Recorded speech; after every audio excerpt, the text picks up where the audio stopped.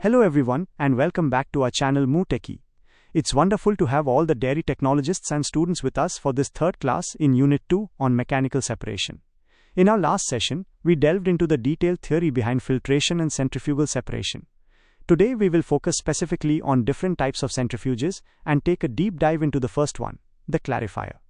We are now moving on to the topic of centrifuges, which are vital machines in dairy processing. Centrifuges can be classified based on the physical state of the components being separated. They can separate a liquid from another liquid, like cream from milk, using a cream separator. They can separate a solid from a liquid, like ghee residue from ghee, using a clarifier. They can separate solids from a gas, like fine powder from air, using a cyclone separator. And they can separate a gas from a liquid, like vapors from concentrated milk, using a vapor separator. Based on their specific application in dairies, centrifuges have different names and uses. These include the clarifier, the cream separator, the standardizer, the bactofuge, the clarifixator, the centrifugal evaporator, and the solid concentrator. Centrifuges can also be categorized based on their design. The main types are the open type, the semi-closed type, modern hermetic separators, and the self-desludging separator. The contents we will cover in this section include clarifiers, cream separators, triprocessors, the self-desludging centrifuge, and the bactofuge. Let's begin with the clarifier, a fundamental piece of equipment for liquid-solid separation. A clarifier is a centrifugal separator used specifically for separating solids out of a liquid. Its primary function in dairies is to separate non-milk solids or NMS from milk. There are different methods to remove solids from milk. Filters can be used. A skimming separator or cream separator can also remove about 30 to 50% of non-milk solids. However, the clarifier is the most effective dedicated machine for this purpose. Clarification can be performed at different temperatures.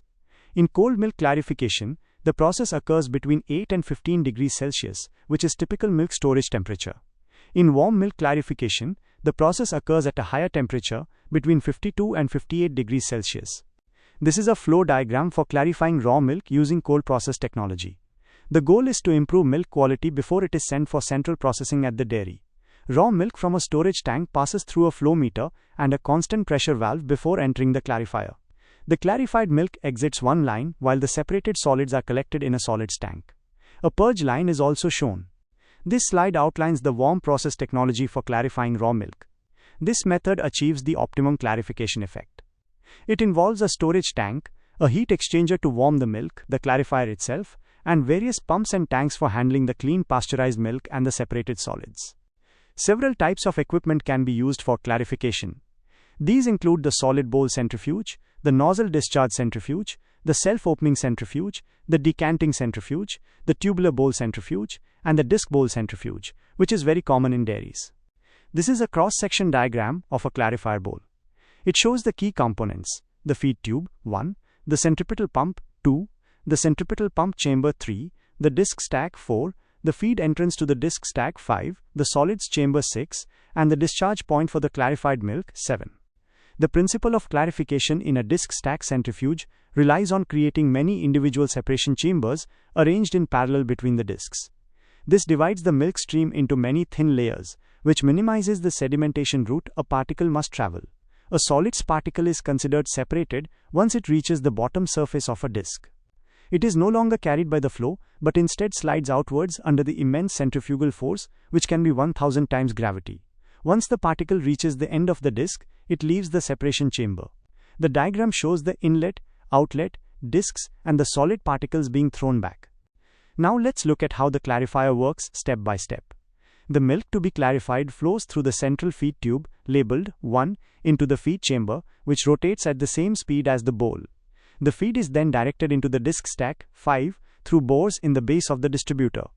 The cleaned milk flows inwards through the disc stack and arrives at the centripetal pump chamber 3. The working continues as the cleaned milk is taken out of the rotating separator bowl under pressure and without any foam by a stationary centripetal pump 2.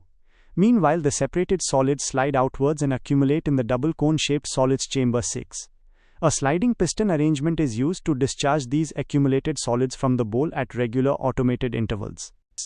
Thank you for joining this class on centrifuges and clarifiers. We learned how centrifuges are classified, explored the different applications, and took a detailed look at how a clarifier operates to remove non-milk solids, and ensure the purity of our milk. Understanding this equipment is key to maintaining high quality standards in dairy processing. Thank you. See you in the next class.